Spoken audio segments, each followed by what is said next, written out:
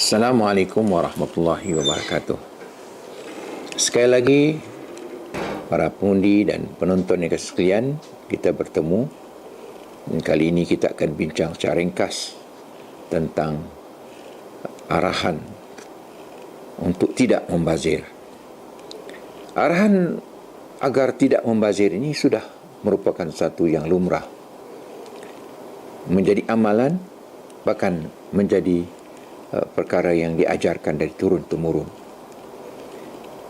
Kita bukan saja dilarang membazir wang, membazirkan makanan, ya, umpamanya ada buah temikai, itu buah temikai untuk dimakan. Tiba-tiba kita buang untuk dimakan oleh jin, dibuang begitu saja untuk menyejukkan cuaca. Ini suatu khurafat, ya, yang perlu dibanteras. Tidak mungkin cuaca ini disejukkan dengan membuang dan membazirkan makanan, walaupun sekadar buah temikai, ya, beberapa biji buah temikai. Ini kerana pembaziran itu merupakan suatu kejahatan yang sangat ditentang dalam agama Islam, bahkan dalam budaya orang-orang Timur, orang-orang Melayu, orang-orang, bahkan seluruh orang-orang penduduk di Sabah.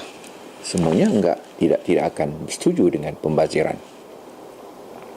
Allah Subhanahu Wa Taala menegaskan wala tubazir tabzira dalam surah Al-Isra ayat 24 dan 25. Allah Subhanahu Wa Taala menyebutkan wala tubazir tabzira innal mubadzirina kanu ikhwana asyayatin wa kana asyaitanu lirabbih kafura.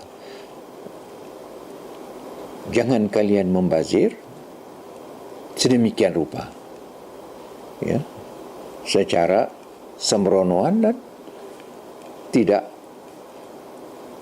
logik, secara tidak wajar.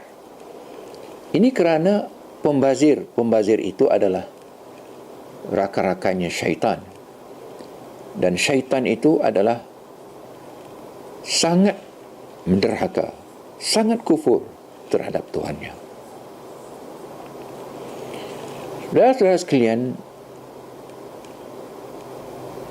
membazir merupakan anda akan menyebabkan anda menjadi teman-teman syaitan.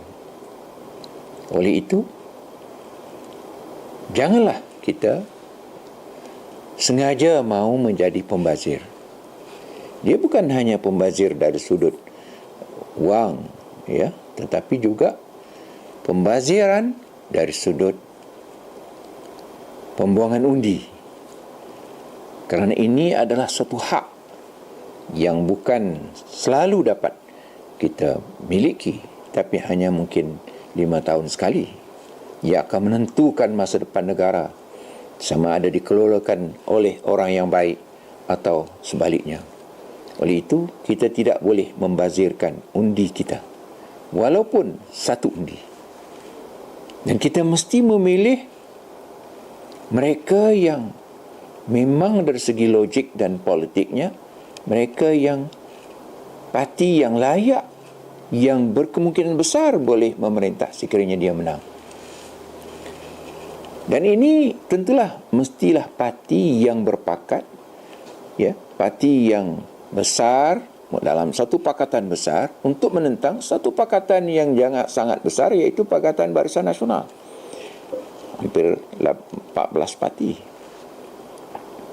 Sekiranya anda benar nak membela kebenaran, menentang kezaliman, korupsi, kejahatan yang sudah nyata terpampang di hadapan mata, maka anda mesti memilih parti yang boleh memerintah kerana dia berada dalam pakatan.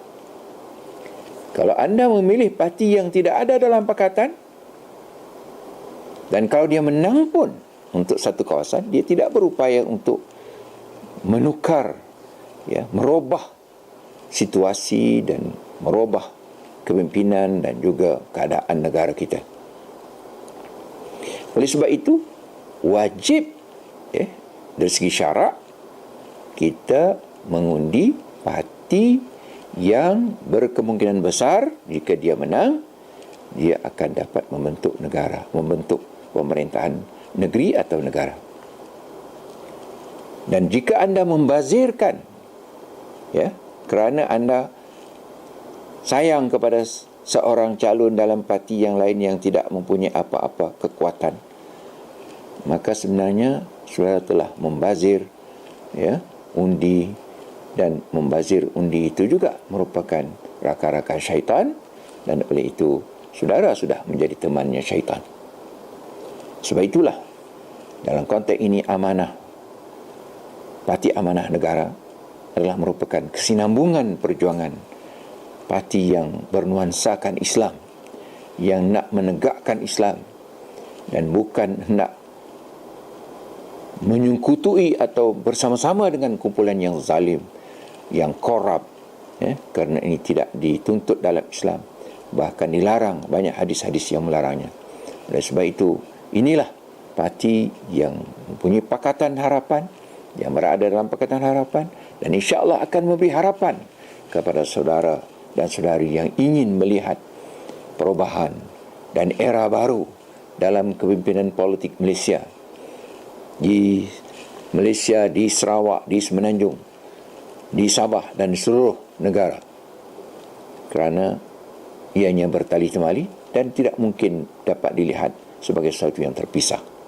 Oleh itu, saudara-saudara sekalian, marilah kita mengundi parti yang bersama dalam pakatan parti amanah, dan parti DAP dan parti PKR yang dipimpin oleh saudara kita, saudara Anwar Ibrahim, yang kini teraniaya, dalam tahanan oleh golongan yang zalim dan melakukan kezaliman terhadap beliau. Jadi tuan-tuan dan sekalian, ayo marilah kita mengundi calon parti Pakatan Harapan, dan dalam konteks ini calon kita adalah calon parti amanah negara. Assalamualaikum warahmatullahi wabarakatuh.